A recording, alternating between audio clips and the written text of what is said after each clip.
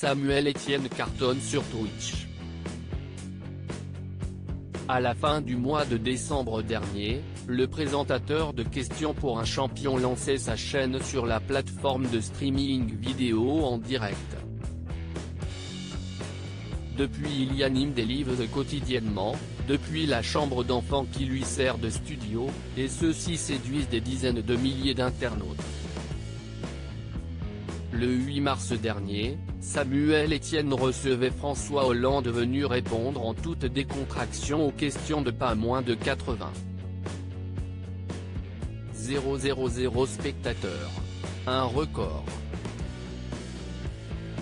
De quoi donner envie à l'animateur de France 3 de renouveler l'expérience, et s'y est une autre personnalité politique qui sera son prochain invité. En effet, dans C'est à vous ce mardi 9 mars, Samuel Etienne a révélé en exclusivité qu'il allait recevoir le Premier ministre Jean Castex ce dimanche 14 mars à 18 h. Je ne veux pas inviter 1000 personnes, mais je pense que Twitch peut être un outil de démocratie pour rapprocher, pour créer du débat. J'ai envie d'inviter quelques personnes et je me suis dit que Jean Castex ça pouvait être intéressant, à expliquer le journaliste. Les chroniqueurs du talk-show de France 5 ont cherché à savoir si Jean Castex avait accepté tout de suite de se prêter à cet exercice. Samuel Etienne a fait comprendre qu'il n'était en réalité pas à l'initiative de cette invitation. Beaucoup de personnalités politiques trouvent cet espace d'échange intéressant. Ce sont plutôt les gens qui me contactent pour me dire qu'ils veulent passer une tête, a-t-il précisé.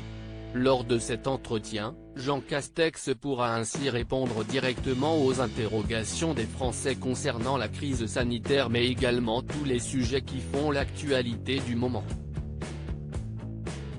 Peut-être se laissera-t-il également aller, comme François Hollande, à quelques confidences sur sa vie privée. Samuel Etienne, un homme occupé. S'il s'est découvert une nouvelle occupation sur Twitch, Samuel Etienne avait déjà un emploi du temps bien rempli. La star de Questions pour un champion officie aussi très tôt le matin sur France Info, mais le père de famille réussit tout de même à trouver du temps pour ses enfants. Comme il le confiait dans les colonnes de Nous Deux, les horaires de la matinale sont plutôt pratiques pour la vie de famille, parce que je rentre à la maison vers 10 h.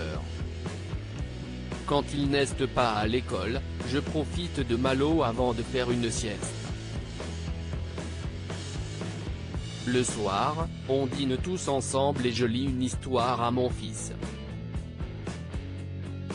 Mes week-ends sont réservés à 100% à ma famille. Au quotidien, il peut aussi compter sur sa femme Ellen qui lui est d'une précieuse aide à la maison.